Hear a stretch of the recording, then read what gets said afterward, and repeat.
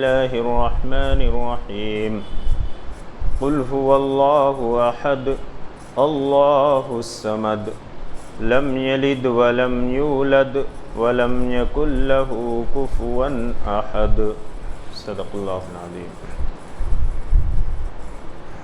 معزز سامعین کرام، ابھی آپ حضرات کے سامنے سورہ اخلاص کی تلاوت کی گئی ہے۔ سورہ اخلاص یہ مکی سورتوں میں سے ہے اور اس سورت میں 4 آیات ہیں۔ سورہ اخلاص، جبکہ اخلاص کا لفظ اس سورت میں نہیں آیا ہے۔ عموماً سورتوں کے نام ایسے الفاظ سے رکھے گئے ہیں کہ جو الفاظ اس سورت کے اندر موجود ہیں، لیکن سورہ اخلاص، اس میں اخلاص کا لفظ نہیں آیا اور اس سورت کا نام سورہ اخلاص رکھا گیا ہے۔ مفسرین کرام نے اس کے بارے میں یہ فرمایا کہ سورہ اخلاص، اس میں اللہ رب العزت نے خالص توحید کی تعلیم دی ہے۔ خالص توحید، جس کے اندر کوئی شرک کا شائبہ بھی نہ ہو، شبہہ بھی نہ ہو۔ اور اس سورت کے بارے میں مفسرین کرام نے فرمایا کہ اگر کوئی شخص سچے دل سے اس سورت کی جو توحید کی تعلیم ہے اس پر یقین کر لے، اس پر ایمان لے آئے، تو یہ شخص جہنم سے بچا لیا جائے گا اور جنت کا حقدار بن جائے گا۔ اس سورت میں اللہ رب العزت نے خاص طور سے وحدانیت کی کہ اللہ ایک ہے، عبادت کے لائق وہی ہے، معبود ہونے کے لائق وہی ہے، اس کے سوا کوئی عبادت کے لائق نہیں ہے۔ اللہ رب العزت نے اس سورت میں اس کا ذکر فرمایا۔ اس سورت کے نزول کا سبب کیا ہے؟ اس کا شان نزول مفسرین کرام نے یہ بیان فرمایا کہ مشرکین مکہ نے حضور اکرم صلی اللہ علیہ وسلم سے دریافت کیا کہ ہم جن بتوں کی پرستش کرتے ہیں، عبادت کرتے ہیں، ان کا حسب نسب ہمیں معلوم ہے کہ یہ کون تھے یا کون ہیں، لیکن آپ جس رب کی اور جس اللہ کی عبادت کی دعوت دیتے ہیں اور حکم کرتے ہیں، اس کا حسب نسب کیا ہے؟ وہ کس چیز سے بنا ہوا ہے؟ کیا وہ سونے اور چاندی سے بنا ہوا ہے یا کسی اور چیز سے؟ اس پر یہ سورت نازل ہوئی، اور جو عقیدہ تھا ان کا باطل عقیدہ، اور خاص طور سے مشرکانہ عقائد جو مختلف قسم کے ہیں، ان سارے مشرکانہ عقائد اور کفریانہ عقائد کی اس صورت میں تردید کی گئی ہے اور ان کی جڑیں کاٹ دی گئی ہیں۔ اللہ رب العزت فرماتے ہیں قل هو اللہ احد، اے پیغمبر صلی اللہ علیہ وسلم آپ کہہ دیجئے کہ وہ اللہ ایک ہے۔ اس میں ان لوگوں کی تردید ہو گئی جو لوگ اللہ کے علاوہ بہت سارے معبودوں کے قائل ہیں اور بہت سارے دیوی دیوتاؤں کی پرستش کرتے ہیں، اور جو لوگ ایک دو نہیں ہزاروں بلکہ لاکھوں دیوی دیوتاؤں کی پرستش کرتے ہیں اور پوجا کرتے ہیں اور ان کی عبادت کرتے ہیں۔ اللہ رب العزت نے اس آیت میں ان لوگوں کے کفریانہ اور مشرکانہ عقائد کی تردید کر دی اور فرمایا کہ اے پیغمبر صلی اللہ علیہ وسلم آپ کہہ دیجئے کہ اللہ ایک ہے، یعنی ایک کے علاوہ کوئی جو ہے معبود بننے کے قابل اور لائق نہیں ہے۔ اللہ کی ذات ایک ہے، وہ ایکتا ہے، اللہ الصمد۔ اور پھر اللہ تعالیٰ نے فرمایا کہ اللہ بے نیاز ہے۔ اس کا ترجمہ بے نیاز سے کیا جاتا ہے اور اس کے مختلف ترجمے کیے گئے ہیں، کیونکہ سمد ایک ایسا لفظ ہے کہ جس کا حق اردو زبان میں ادا نہیں ہو سکتا، اس لیے اکثر مفسرین نے اس کا ترجمہ کیا کہ وہ بے نیاز ہے۔ یعنی وہ کسی کا محتاج نہیں اور سارے کے سارے اس کے محتاج ہیں۔ یعنی اللہ رب العزت کسی چیز کا محتاج نہیں اور کائنات کی ساری چیزیں اللہ کی محتاج ہیں۔ اللہ رب العزت کی ہر چیز محتاج ہے۔ ہم اور آپ یا جتنی مخلوقات ہیں کائنات کی، وہ ساری کی ساری اللہ کی محتاج ہیں اور اللہ رب العزت کسی کا محتاج نہیں ہے۔ اللہ رب العزت کسی کا محتاج نہیں اور سارے کے سارے لوگ اللہ کے محتاج ہیں۔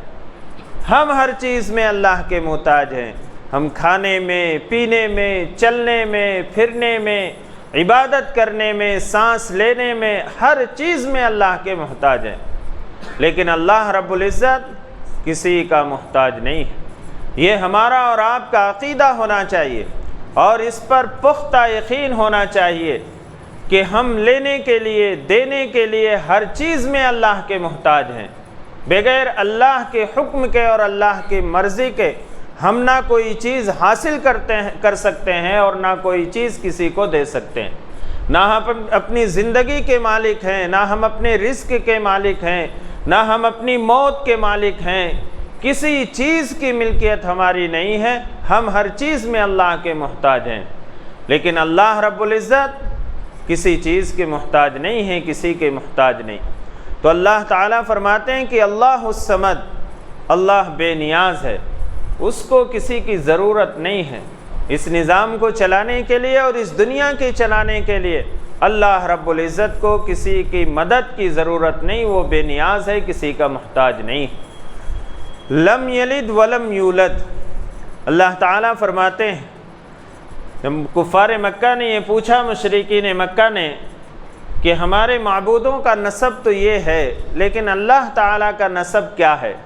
اللہ تعالیٰ نے فرمایا لم یلد، وہ کسی سے جنا نہیں گیا، ولم یولد، اور نہ اس نے کسی کو جنا، یعنی وہ کسی سے پیدا نہیں ہوا ہے اور نہ اس سے کوئی پیدا ہوا ہے۔ مشرکین مکہ یہ کہتے تھے کہ فرشتے اللہ کی بیٹیاں ہیں، اور یہودی کہتے تھے کہ عزیر علیہ السلام اللہ کے بیٹے ہیں، وقالت الیہود عزیر ابن اللہ، اور نصرانیوں نے، عیسائیوں نے کہا کہ عیسیٰ علیہ السلام اللہ تعالیٰ کے بیٹے ہیں، وقال المسیح عیسی ابن مریم رسول اللہ، کہ عیسائیوں نے یہ کہا کہ عیسیٰ علیہ السلام اللہ کے بیٹے ہیں، لیکن اللہ رب العزت یہ فرماتے ہیں کہ نہ اس سے کوئی پیدا ہوا اور نہ وہ کسی سے پیدا ہوا، وہ ہمیشہ سے ہے اور ہمیشہ رہے گا، وہ واجب الوجود ہے، اس کی ذات ہمیشہ باقی رہے گی۔ یہ دنیا اور یہ دنیا کی ساری چیزیں ختم ہو جائیں گے لیکن اللہ رب العزت کی ذات موجود رہے گی۔ اللہ تعالیٰ فرماتے ہیں لم یلد ولم یولد، نہ وہ کسی سے جنا گیا اور نہ اس نے کسی کو جنا، ولم یکن لہ کفوا احد، اللہ تعالیٰ فرماتے ہیں اور نہ کوئی اس کے برابر ہے، کوئی ہمسر نہیں ہے اس کے برابر کوئی بھی نہیں ہے۔ اللہ اپنی ذات کے اندر، اپنی صفات کے اندر، اپنے اختیارات کے اندر اور اپنے کمال کے اندر اللہ رب العزت ایکتا ہے، اس کا کوئی ہمسر نہیں ہے، اس کے جیسا کوئی نہیں ہے۔ نعوذ باللہ، کوئی کتنا بھی بڑا آدمی ہو، کتنا بھی کامل شخص ہو، لیکن اس کے اندر کچھ نہ کچھ نقص پایا جائے گا، کچھ نہ کچھ کمی پائی جائے گی۔ کوئی انسان کتنا بھی جو ہے کمال کے درجے کو پہنچا ہوا ہو لیکن وہ کامل انسان نہیں ہو سکتا۔ سب سے بڑا نقص اور سب سے بڑی کمی اس کے اندر تو یہی ہے کہ وہ انسان ہمیشہ رہے گا نہیں، اسے موت تو آنی ہے، اس پہ ختم تو ہونا ہے، لیکن اللہ رب العزت کی ذات وہ ہمیشہ سے ہے اور ہمیشہ رہے گی اور ہمیشہ باقی رہے گی، اس کو فنا نہیں ہے، اس کو خاتمہ نہیں ہے۔ اس کائنات کے ختم ہونے کے باوجود اللہ رب العزت کی ذات اس میں موجود رہے گی۔ تو یہ تو اس کا ترجمہ اور مختصر سی اس سورت کی تشریح اور تفسیر ہوئی۔ اس سورت کے فضائل کیا ہیں؟ جناب محمد رسول اللہ صلی اللہ علیہ وسلم نے فرمایا کہ یہ سورت 1/3 قرآن کے برابر ہے، یعنی اگر کوئی شخص اس سورت کی تلاوت کرتا ہے تو اس کو 1/3 قرآن کے برابر ثواب ملتا ہے۔ یعنی قرآن کے 3 حصے کر لیے جائیں، اس میں سے ایک حصہ پڑھنے کے برابر، تلاوت کرنے کے برابر ہے اس سورت کی تلاوت۔ اور جناب محمد رسول اللہ صلی اللہ علیہ وسلم نے ایک موقع پر فرمایا کہ جو لوگ ہیں وہ آگے آ جائیں، جمع ہو جائیں، اکٹھا ہو جائیں، میں ان کو 1/3 قرآن سنانا چاہتا ہوں۔ اور پھر حضور اکرم صلی اللہ علیہ وسلم نے اس سورت کی تلاوت فرمائی۔ اور اس سورت کے بارے میں جو یہ فرمایا گیا کہ یہ 1/3 قرآن کے برابر ہے، مفسرین کرام نے فرمایا کہ اللہ رب العزت نے قرآن کے اندر خاص طور سے 3 باتوں کی تعلیم فرمائی ہے، اور قرآن کا اکثر حصہ انہی 3 ہدایات کے اوپر جو ہے۔ سب سے پہلے توحید، دوسرے رسالت، اور تیسرے آخرت کا ذکر۔ اگر کوئی شخص سورہ اخلاص کی سورت کی تلاوت کرتا ہے تو گویا وہ توحید کے اوپر، اور توحید کی جو باتیں ہیں اور توحید کا جو یقین ہے وہ اپنے دل کے اندر اسے بیٹھاتا ہے، تو گویا اس نے 1/3 قرآن کی تلاوت کی، کیونکہ اس صورت میں خاص طور سے اللہ رب العزت نے خالص وحدانیت کا اور توحید کا ذکر فرمایا ہے۔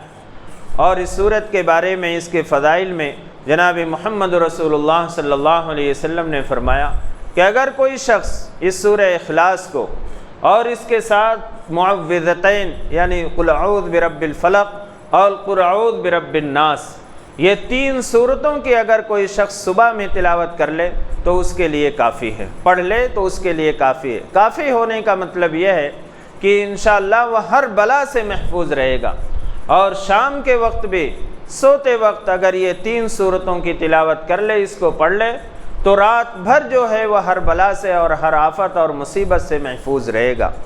تو یہ سورت کی فضائل بہت زیادہ ہے، اور خاص طور سے اس سورت کا پڑھنا 1/3 قرآن کے پڑھنے کے برابر ہے۔ لیکن اس کا مطلب یہ نہیں ہے کہ ہم ایسی فضائل والی سورتوں ہی کی تلاوت کریں اور یہ سورتیں پڑھ کر ہم اسی پر اکتفا کر لیں، یہ نہیں ہونا۔ یہ چاہیے کہ ہم قرآن کی تلاوت کو روز معمول بنا لیں، اور جو بھی ہم سے ہو سکے 1 پارہ، آدھا پارہ، پاؤ پارہ روزانہ قرآن کی تلاوت کریں۔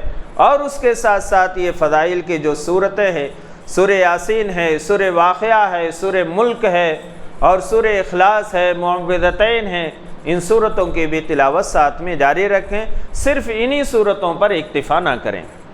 اللہ رب العزت نے اس صورت میں 3 خاص باتوں کی طرف اشارہ فرمایا ہے۔ مفسرین کرام نے فرمایا کہ توحید کی 3 قسمیں ہیں۔ ایک توحید ربوبیت ہے، یعنی رب ہونے کی حیثیت سے اللہ رب العزت ایک ہے، اس کا کوئی شریک نہیں ہے، اس کا کوئی ہمسر نہیں ہے، اور اس جیسا کوئی نہیں ہے۔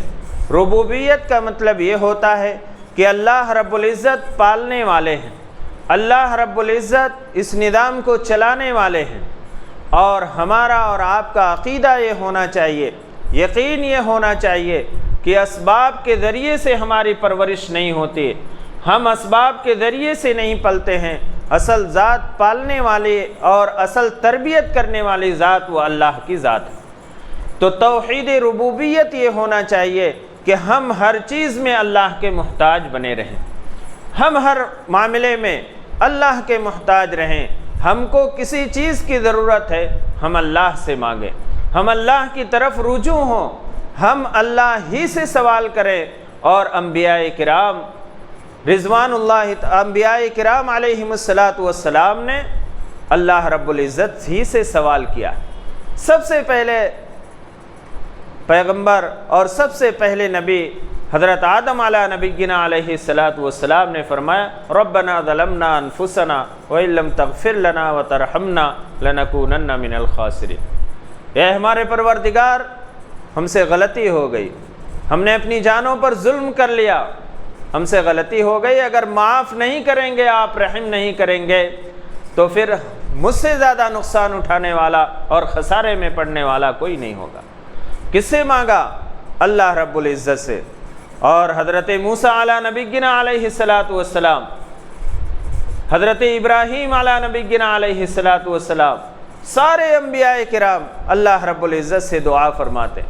موسیٰ علیہ السلام جب مدین شہر کے اندر پہنچتے ہیں اور وہاں پہ ایک اجنبی آدمی ہے، کوئی ان کو جاننے والا نہیں، ربنا انی انزلت بخیر فقیر، کہ میں ایک اجنبی آدمی کے حیثیت سے یہاں پہ آیا ہوں، میرا کوئی جاننے والا نہیں۔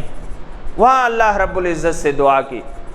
حضرت موسیٰ علیہ السلام نے اور حضرت ابراہیم علیہ السلام نے دعا کی، اور ہمارے اور آپ کے آقا جناب محمد رسول اللہ صلی اللہ علیہ وسلم نے تو ہر موقع پر اللہ رب العزت سے دعا کی ہے، اور بڑی رخت آمیز دعائیں کی ہیں اللہ رب العزت کے پیارے حبیب سرکار دو عالم صلی اللہ علیہ وسلم۔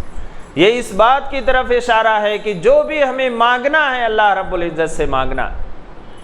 غزوہ بدر کے موقع پر حضور اکرم صلی اللہ علیہ وسلم نے دعا فرمائی، احد کے موقع پر آپ صلی اللہ علیہ وسلم نے دعا فرمائی، بڑی رقت آمیز دعا فرمائی غزوہ بدر میں، اور یہ فرمایا کہ اللہ یہ مٹھی بھر جماعت اگر اس وقت یہ ہلاک ہو گئی، ختم ہو گئی، تو اس روئے زمین پر تیرا نام لینے والا کوئی باقی نہیں رہے گا۔ اے اللہ فرشتوں کے ذریعے سے میری نصرت فرما، مدد فرما۔ اور آپ صلی اللہ علیہ وسلم اس طرح سے گریہ اور زاری کر رہے ہیں اللہ کے سامنے کہ آپ کے داڑھی مبارک تر ہو گئے اور آپ کے آنسو آپ کے سینے مبارک تک پہنچ گئے۔ یہ اس بات کی طرف اشارہ ہے کہ جو بھی مانگنا ہے وہ اللہ سے مانگے، لیکن شیطان نے وسوسہ ڈالا، ہمارے دل کے اندر یہ بات ڈال دے کہ نہیں تم تو بہت پست ہو، بہت کمزور ہو، بہت ذلیل ہو، بہت گندے ہو، تم اللہ سے نہیں مانگ سکتے، تم ڈائریکٹ اللہ رب العزت سے رابطہ نہیں کر سکتے، تم بہت ذلیل اور کمزور اور گندے، اس لیے تمہیں واسطے کی ضرورت ہے۔ اور اس نے ہمیں بہکا دیا، اور اس طریقے سے بہکایا کہ جس طریقے سے حضرت نوح علیہ نبینا علیہ السلام کے زمانے میں جہاں سے شرک کی ابتدا ہوئی ہے، اس سے پہلے دنیا شرک سے پاک تھی۔ حضرت نوح علیہ السلام کی قوم نے اپنے جو زمانے کے جو بڑے لوگ تھے، بزرگ لوگ تھے، ان کے انتقال کے بعد ان کی تصویریں بنائیں، ان کی مورتیاں بنائیں، اور پہلے تو ان کو ایک نظر دیکھ لیا کرتے تھے، پھر یہ ہوا کہ ان کے پاس جا کر جھک جایا کرتے تھے، پھر یہ ہوا کہ ان کے پاس جا کر سجدے کرنے لگے، اور پھر یہ ہوا کہ ان سے اپنی حاجتیں اور ضرورتیں مانگنے لگے۔ اللہ رب العزت نے حضرت نوح علیہ السلام کو ان کی طرف پیغمبر بنا کر بھیجا ان کی اصلاح کے لیے۔ آج اگر آپ برا نہ مانیں تو ہمارے ساتھ بھی یہی معاملہ ہو رہا۔ آج ہم بھی دھیرے دھیرے ہم ایک معمولی چھوٹی سی برائی کو جسے ہم چھوٹا سمجھتے ہیں، وہ آگے چل کر ایک برائی کا بہت بڑا ذخیرہ بن جاتی ہے۔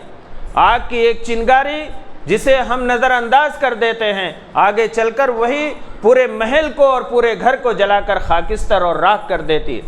یہی ہوا آج جو ہے ہم دھیرے دھیرے آج ہم اسی راستے پر آ گئے۔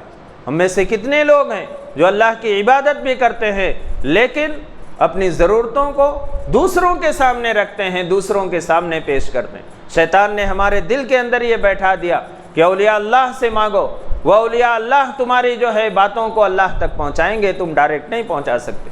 ما نعبدہم الا لیقربونا الی اللہ زلفیٰ، یہی بات مشرکین نے کہی تھی کہ ہم ان بتوں کی عبادت اس لیے کرتے ہیں کہ یہ ہماری سفارش کریں گے اللہ کے ہاں۔ اللہ پر ان کا یقین تھا کہ اللہ کی ذات موجود ہے، لیکن یہ جو چھوٹے چھوٹے معبود ہیں یہ ہماری سفارش کریں گے، ہماری بات کو پہنچائیں گے۔ اس لیے ہمیں جو مانگنا ہے وہ اللہ سے مانگے، ڈائریکٹ مانگے۔ ہمارے ذہن کو خراب کیا جاتا ہے کہ بلندی پہ چڑھنا ہے تو سیڑھی کی ضرورت ہے، ڈائریکٹ نہیں جا سکتے، یا ہمیں اس طریقے سے ایسی مثالیں دے کر بہکایا جاتا ہے۔ خدا کے واسطے قرآن پڑھیے، سمجھیے۔ وَإِذَا سَأَلَكَ عِبَادِي عَنِّي فَإِنِّي قَرِيبٌ، اللہ تعالیٰ فرماتے ہیں کہ اگر میرے بندے میرے بارے میں سوال کرتے ہیں کہ رب کہاں ہے، تو کہہ دیجئے کہ وہ تمہارے قریب ہے۔ اجیب الدعوۃ الداعی اذا دعان، کہ جب وہ مجھ سے دعا کرتے ہیں تو میں ان کی دعاؤں کو سنتا ہوں اور قبول کرتا ہوں، اور انہیں چاہیے کہ وہ مجھ سے مانگے۔ یہ اللہ رب العزت نے تعلیم دی ہے۔ سورہ بقرہ پارے 2 کے اندر یہ آیت موجود ہے۔ یہ اس بات کی طرف اشارہ ہے کہ ہم اللہ سے اپنی ضروریات کو، اپنی حاجات کو اللہ کے سامنے رکھیں اور اللہ سے مانگیں اور اللہ سے گڑ گڑائیں۔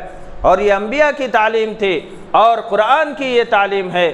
اللہ رب العزت نے ہمیں یہ سکھایا اس سے ہٹ کر اگر ہم کوئی اور عقیدہ رکھتے ہیں اور اپنی محتاجی اور اپنی ضرورت کو کسی اور کے سامنے رکھ کر یہ سمجھتے ہیں کہ ان سے ہماری ضرورت پوری ہوگی، تو ہم شرک کے اندر مبتلا، اور شرک بہت بڑا گناہ ہے، اس سے بڑا کوئی گناہ نہیں ہو سکتا، اور ساری عبادتیں ہمارے کل قیامت کے دن بیکار ہو جائیں گے، ختم ہو جائیں گے اس شرک کی وجہ سے۔ اس لیے شرک سے بچنا چاہیے، اور خاص طور سے اللہ رب العزت نے جو اس صورت میں تعلیم دی ہے، ایک توحید ربوبیت اور دوسری توحید جو ہے وہ توحید الہیت۔ توحید الہیت یہ ہے کہ معبود ہونے کی حیثیت سے اللہ رب العزت کے علاوہ کوئی دوسری ذات نہیں ہے، وہی عبادت کے لائق ہے، ہم اسی کی عبادت کریں، ہم نماز اسی کے لیے پڑھیں، روزہ اسی کے لیے رکھیں، حج اسی کے لیے کریں، صدقہ زکوٰۃ خیرات جو بھی ہے وہ اللہ کے لیے کریں، اللہ کے علاوہ کسی کے لیے نہیں، کسی کو دکھاوے کے لیے نہیں، نام و نمود کے لیے نہیں۔ ایک شرک خفی ہے اور ایک شرک جلی ہے۔ شرک جلی بتوں کے سامنے اور دیوی دیوتاؤں کے سامنے اور اولیاء اللہ کی مزاروں کے سامنے اپنے آپ کو جھکانا اور ان کا سجدہ کرنا، یہ کھلے عام شرک ہے۔ اور ایک شرک خفی ہے جو انسان ریاکاری کے لیے کوئی عمل کرتا ہے، دکھاوے کے لیے کوئی عمل کرتا ہے، لوگوں کو خوش کرنے کے لیے کوئی عمل کرتا ہے، یہ خفیہ طور پر اور چھپے ہوئے طور پر وہ شرک کر رہا۔ تو توحید الہیت یہ ہے کہ جو بھی عمل کیا جائے وہ خالص اللہ کے لیے، اور ہمارا پختہ یقین ہو کہ اللہ رب العزت ہی کی ذات عبادت کے لائق ہے، سجدہ اسی کے لیے سزاوار اور لائق ہے، اس کے علاوہ کسی اور کا سجدہ جائز نہیں، کسی کے سامنے یہ پیشانی جھکنے نہ پائے اللہ کے در کے علاوہ، یہ ہمارا پختہ یقین اور ایمان ہونا چاہیے۔ یہ توحید الوہیت ہے، الہیت ہے۔ اور تیسری بات جو اللہ تعالیٰ نے فرمائی وہ توحید صفات اور اختیارات، یعنی جو صفات اللہ رب العزت کی ہیں، جو اختیارات اللہ رب العزت کے ہیں، وہ کسی بندے کو حاصل نہیں ہو سکتے، وہ کسی کو نہیں مل سکتے، کوئی بھی بندہ اس صفات کو نہیں حاصل کر سکتا اور اس صفات کے ساتھ وہ متصف نہیں ہو سکتا۔ اللہ رب العزت کی جو صفات ہیں وہ صفات کسی بندے کے اندر وہ چیز نہیں پائی جا سکتی، جو اختیارات اللہ کو حاصل ہیں وہ کسی بندے کو وہ اختیارات حاصل نہیں ہیں۔ یہ ہمارا یقین ہونا چاہیے اور اس پر ہمارا ایمان ہونا چاہیے، اور یہ یقین ہونا چاہیے کہ اللہ کی جو صفات ہیں وہ اللہ اپنی صفات کے اندر اور اللہ اپنے اختیارات کے اندر کامل ہے، اس میں کوئی کمی نہیں ہے، کوئی نقص اس کے اندر نہیں پایا جاتا ہے۔ یہ ہمارا ایمان اور یقین ہونا چاہیے۔ اسی سے یہ خرابی پیدا ہوئی کہ ہم نے لوگوں کے بارے میں اور انبیاء کرام کے بارے میں یہ سمجھ لیا کہ انبیاء کرام بھی اور لوگ بھی وہ غیب کا علم رکھنے والے ہیں، غیب کا علم جاننے والے ہیں۔ یہ انتہائی بے بنیاد بات ہے۔ اللہ رب العزت نے قرآن کریم کے اندر فرمایا وَعِندَهُ مَفَاتِحُ الْغَيْبِ لَا يَعْلَمُهَا إِلَّا هُوَ، یعنی اللہ کے علاوہ غیب کی جو چابیاں ہیں وہ کسی کے پاس نہیں ہے، غیب کا علم اللہ کے علاوہ کسی کو نہیں ہے۔ انبیاء کرام کے بارے میں عقیدہ رکھ لینا، اور اس زمانے میں جو لوگ غیب کی باتیں بتاتے ہیں اور لوگ ان کے پاس جاتے ہیں وہ عقیدہ لے کر، وہ اپنے ایمان کو خطرے میں ڈالتے ہیں۔ یہ اللہ رب العزت کی صفات ہیں، یہ اللہ رب العزت کے اختیارات ہیں، یہ کسی بندے کو حاصل نہیں ہو سکتے۔ اللہ رب العزت کے پیارے حبیب سرکار دو عالم صلی اللہ علیہ وسلم نے خود فرمایا کہ میں غیب کا جاننے والا نہیں ہوں، مجھے تو وہی باتیں معلوم ہوتی ہیں جو میرا رب میری طرف وہی کرتا ہے۔ اس لیے یہ عقیدہ رکھنا، یہ تینوں عقائد کے اوپر ہم مضبوط رہنا، اور اس پر ہمارا کامل یقین اور ایمان ہونا کہ ہم ہر چیز میں اللہ کے محتاج ہیں، جس چیز کی بھی ضرورت ہے ہم اللہ سے مانگیں اور اللہ کی طرف رجوع ہوں۔ اور دوسرے یہ کہ ہم عبادت جو کریں اور جو بھی نیک عمل کریں وہ خالص اللہ کے لیے، ریاکاری اور دکھاوے سے بچائیں۔ اور تیسری بات یہ ہے کہ ہم تمام اختیارات اور صفات میں اللہ کو کامل سمجھیں کہ اللہ ہی تمام اختیار اور صفات میں کامل ہے، کوئی بندہ تمام اختیارات اور صفات نہیں رکھتا اور اللہ جیسی کوئی صفت نہیں رکھتا ہے۔ وَلَمْ يَكُنْ لَهُ كُفُوًا أَحَدٌ کا یہ مطلب ہے کہ اللہ کا ہمسر اس کے برابر کوئی نہیں ہے۔ یہ ہمارا ایمان اور یقین ہونا چاہیے۔ حضرت امام مالک رحمۃ اللہ علیہ مدینہ کے اندر رہتے تھے۔ امام مالک رحمۃ اللہ علیہ، آپ ان سے واقف ہوں گے، بہت بڑے عالم دین، اللہ کے نیک بندے اور حدیث کی خدمت کرنے والے اتنے بڑے محدث۔ ان کی تمنا یہ تھی کہ میری موت مدینے میں آئے، اس لیے وہ ایک مرتبہ حج فرض ہوا، ایک حج انہوں نے ادا کیا، اس کے بعد نفل حج بھی انہوں نے نہیں کیا کہ کہیں ایسا نہ ہو کہ میں مکے میں چلا جاؤں اور مکے میں مجھے موت آ جائے۔ بس ان کی ایک تمنا تھی کہ میری موت مدینے میں آئے، اسی سوچ اور فکر میں رہتے تھے۔ ایک مرتبہ دل میں یہ خیال آیا کہ اگر مجھے معلوم ہو جاتا کہ میری عمر کتنی باقی ہے، کتنے سال میں اور زندہ رہوں گا، کتنے دن زندہ رہوں گا، تو میں ایک جا کے عمرہ ہی کر کے آ جاتا۔ اسی سوچ میں تھے، خواب میں حضور اکرم صلی اللہ علیہ وسلم کی زیارت، اور آپ صلی اللہ علیہ وسلم سے حضرت امام مالک رحمۃ اللہ علیہ نے خواب میں دریافت کیا کہ میری عمر کتنی باقی ہے۔ جناب محمد رسول اللہ صلی اللہ علیہ وسلم نے 5 انگلیوں سے ان کی طرف اشارہ کر دیا۔ اب ان کے سمجھ میں نہیں آیا کہ آخر اس سے کیا مراد ہے، کیا میری زندگی 5 سال باقی ہے، 5 مہینے باقی ہے، 5 ہفتے یا 5 دن یا 5 گھنٹے باقی ہے۔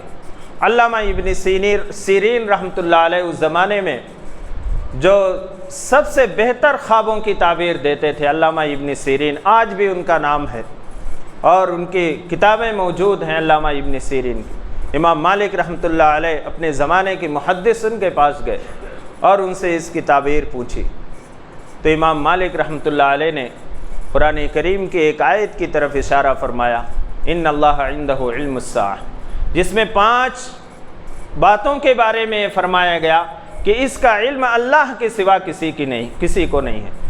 اللہ کے پیارے حبیب سرکار دو عالم صلی اللہ علیہ وسلم نے ان 5 انگلیوں سے اشارہ فرما دیا، یہ 5 باتیں ایسی ہیں کہ جس کا علم مجھے بھی نہیں ہے، اللہ کے علاوہ اس کا علم کسی کے پاس نہیں۔ ان اللہ عندہ علم الساعہ، ایک تو قیامت کا علم کہ قیامت کب آئے گی، ہاں اس کی علامتیں بتلائیں حضور اکرم صلی اللہ علیہ وسلم نے، لیکن کب آئے گی اس کا علم اللہ کو ہے۔ اور دوسری ہے کہ وَيُنَزِّلُ الْغَيْثَ، بارش کب ہوگی، کہاں ہوگی، کتنی ہوگی، کتنا نفع پہنچائے گی، کتنا نقصان پہنچائے گی، اس کا علم اللہ کے علاوہ کسی کو۔ اور سائنس کے ذریعے سے تو بتا دیتے ہیں، بات چیزیں صحیح بھی ہو جاتی ہیں کہ بارش ہوگی، لیکن وہ کتنے نفع بخش ہوگی، کتنی نقصان دہ ہوگی، کتنی مقدار میں ہوگی، اور اس سے کیا فائدہ پہنچے گا، یہ ساری چیزیں آج تک تو سائنس نہیں بتا سکی۔ اللہ رب العزت کو معلوم ہے کہ کہاں بارش کب ہوگی اور کتنی ہوگی۔ وَيَعْلَمُ مَا فِي الْأَرْحَامِ، اور ماں کے پیٹ کے اندر کیا ہے اس کا بھی علم اللہ کے علاوہ کسی کو نہیں۔ اب لوگ یہ بولتے ہیں کہ اس زمانے میں اسکیننگ کے ذریعے پتہ چل جاتا ہے کہ پیٹ میں لڑکا ہے یا لڑکی، لیکن قربان جائیے اللہ کے کلام پہ اور غور کیجئے اللہ کے کلام میں۔ اللہ رب العزت نے فرمایا ما فی الارحام، ماں، عربی زبان میں 2 لفظ آتے ہیں، ایک ماں اور ایک من۔ من فی الارحام نہیں فرمایا، من کے معنی ہوتے ہیں اس کی ذات کی طرف اشارہ ہوتا ہے کہ مطلب لڑکا ہے یا لڑکی، لیکن ما فی الارض فرمایا اس کی صفات کیسی ہوں گی، کہ وہ لڑکا پیدا ہونے کے بعد کیسا ہوگا، کیا وہ عالم بنے گا یا جاہل رہے گا، یا وہ نیک ہوگا یا برا ہوگا، وہ کیا کمائے گا، کتنا کمائے گا، وہ والدین کے حق میں کتنا مفید ہوگا، وہ دین اسلام پر قائم رہے گا یا دین اسلام سے پھر جائے گا، اور اس کی روزی کتنی ملے گی۔ یہ تو بتا دیتے ہیں کہ وہ لڑکا ہے یا لڑکی، لیکن اس کی صفات کیا ہے یہ کوئی مشین نہیں بتا سکتی۔ آج تک تو کوئی مشین ایسی ایجاد نہیں ہوئی جو اس کی قسمت کو بتلا دے۔ تو اللہ رب العزت کا کلام کیسا جامع ہے، منفی الارحام نہیں فرمایا، یعنی اس کی ذات کے بارے میں نہیں فرمایا، بلکہ اس کی صفات، ماں جو ہے یہ صفات کے لیے آتا ہے۔ وما تدری نفس ماذا تکسب غدا، اور انسان کل کیا کمائے گا، اس کی روزی کتنی ملنے والی اسے نہیں معلوم۔ ہم تو منصوبے بناتے ہیں، لیکن کل کیا ہمیں روزی ملے گی وہ اللہ رب العزت کو معلوم۔ وما تدری نفس ماذا تکسب غدا وما تدری نفس بأی ارض تموت، اور انسان کی موت کس حال میں آئے گی، کس مقام پر آئے گی، کس طرح آئے گی، یہ بھی اللہ کے علاوہ کسی کو نہیں معلوم۔ کتنے بڑے بڑے سرمایہ دار کروڑ پتی سفر پہ تھے، اور وہیں ان کی موت آ گئی، اور ایسا ہوا کہ ان کے مقام پہ، ان کے گھر پہ تو کروڑوں ہیں، لیکن ان کا کفن چندے سے ہو رہا، ان کے کفن کا انتظام چندے کے ذریعے سے ہو رہا۔ یہ اللہ کو معلوم ہے کہ کس حال میں موت آئے گی، کہاں سے آئے گی، کب آئے گی۔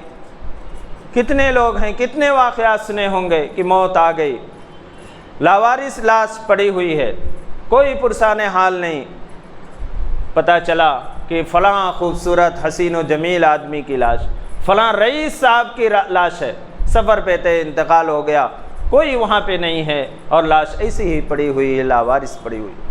تو اللہ رب العزت کو ان 5 چیزوں کا علم ہے۔ جناب محمد رسول اللہ صلی اللہ علیہ وسلم نے اس کی طرف اشارہ فرمایا۔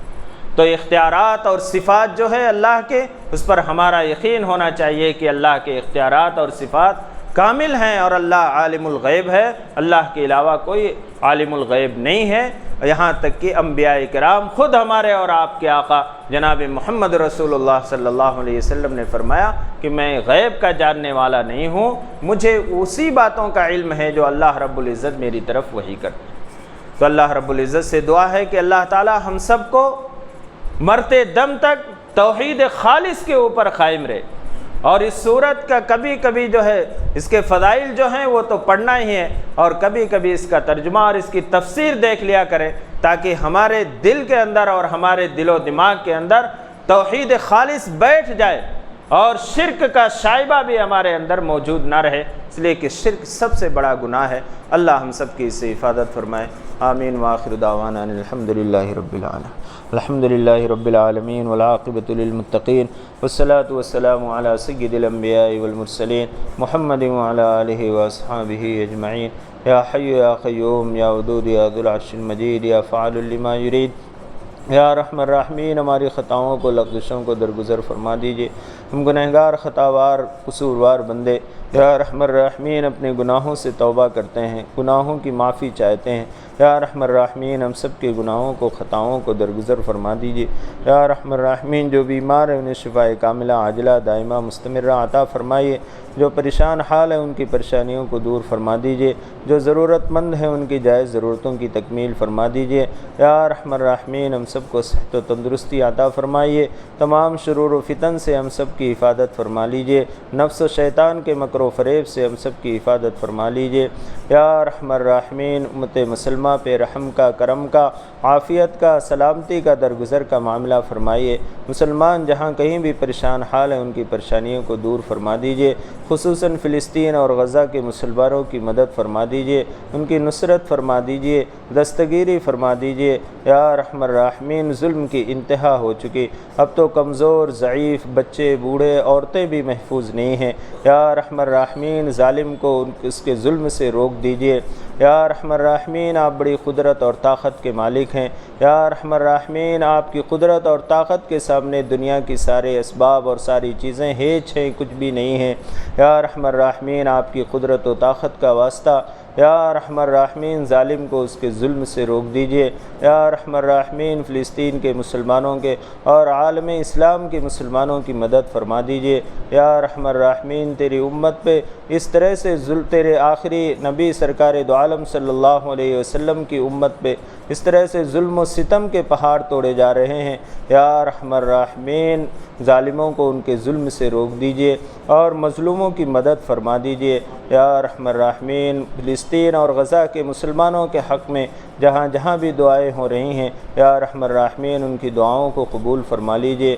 یا ارحم الراحمین ہمارے عزیز و اقارب، ہمارے وہ رشتہ دار جو اس دنیا سے رخصت ہو گئے، یا ارحم الراحمین ان کی مغفرت فرما دیجیے، ان کے درجات کو بلند فرما دیجیے۔